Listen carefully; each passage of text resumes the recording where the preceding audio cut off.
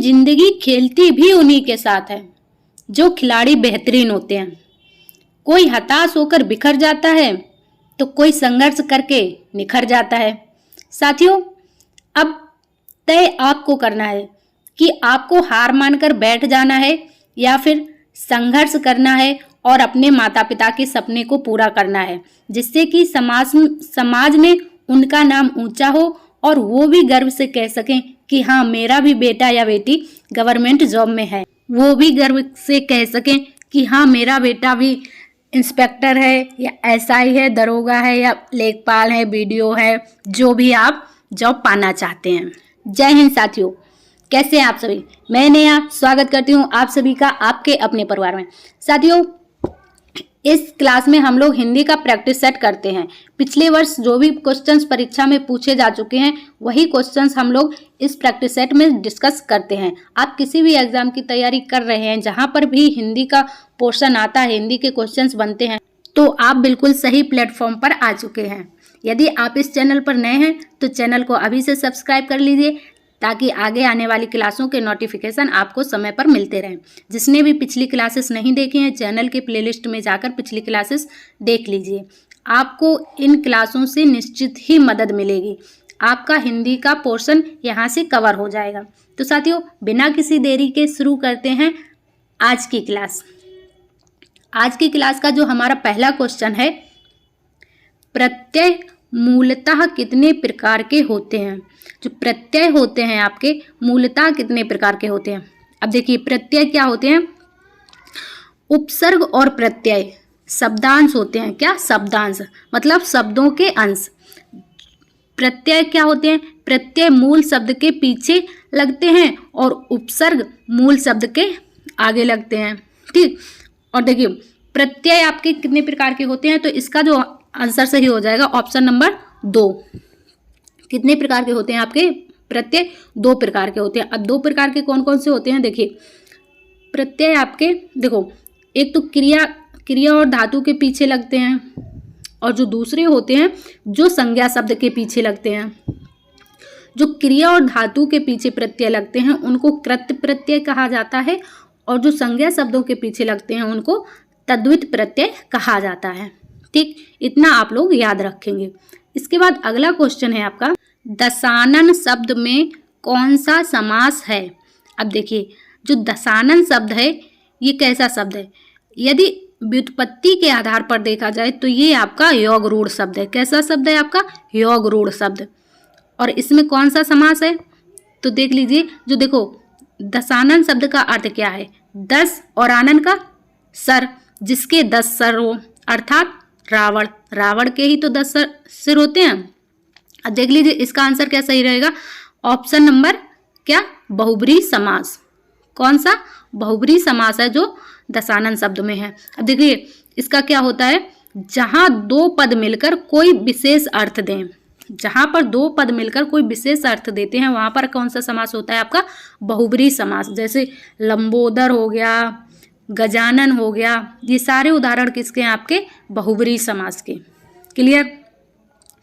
इसके बाद अगला क्वेश्चन है आपका, निम्नलिखित में से प्रयोगवाद के प्रवर्तक कौन है? 4 ऑप्शंस दिए गए हैं इसमें आपके, इनमें से प्रयोगवाद के प्रवर्तक कौन है? तो देखिए कौन है। तो इसका आंसर सही हो जाएगा क्या?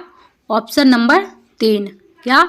सच्चिदानंद हीरानंद वात्स्यायन अज्ञेय। अज्ञेय जी हैं जो प्रयोगवाद के प्रवर्तक हैं। अब देखिए, क्यों इन्होंने 4 तार सप्तक का प्रकाशन किया है।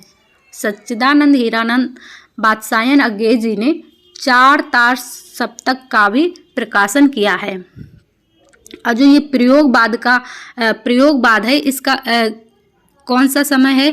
किस समय को प्रयोगवाद कहा जाता है? देखिए, जो 1943 से 1951 के बीच का जो समय है, इसको प्रयोगवाद का समय माना जाता है। क्लियर? इसके बाद अगला क्वेश्चन है आपका, इनमें से कौन सा शब्द तत्सम है? 4 ऑप्शंस आपके सामने दिए गए हैं, आपको बताना है कि तत्सम शब्द कौन सा है। अब देखो, तत्सम शब्द क्या होते हैं?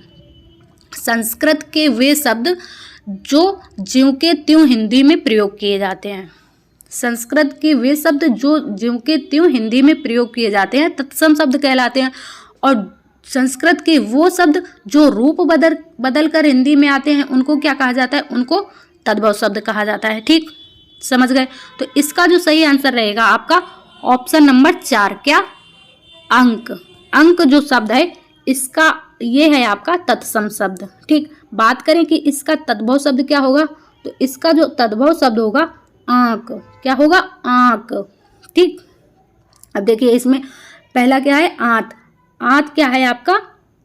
तद्भव शब्द है। क्या है? तद्भव शब्द। इसका तत्सम क्या बनता है? आंत्र। ठीक, और आग का क्या बनेगा? अर्क बनेगा। और अंजलि का क्या बनेगा? अंजलि। ठीक, अगर बड़ी की मात्रा है अंजलि में तो तद्भव, और अगर छोटी की मात्रा है तो आपका तत्सम। ठीक, समझ गए? इसके बाद अगला क्वेश्चन है आपका, इनमें से कौन सा शब्द नदी का पर्यायवाची नहीं है?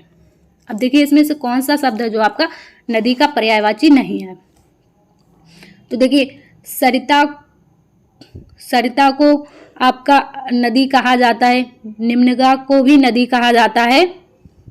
ठीक, तो इसका जो सही आंसर हो जाएगा आपका ऑप्शन नंबर 3, क्या?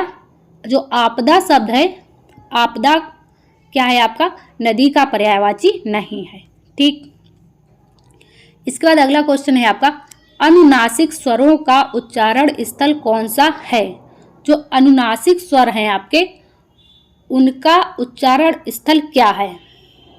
बताइए आप। तो इसका जो सही आंसर हो जाएगा आपका ऑप्शन नंबर 1, क्या? नाक और मुंह। देखिए जिन स्वरों को बोलने में वायु नाक और मुंह से निकले उनको क्या कहते हैं? अनुनासिक। ठीक, और जिनको बोलने से वायु सिर्फ मुंह से निकले उनको क्या कहते हैं? मुंह।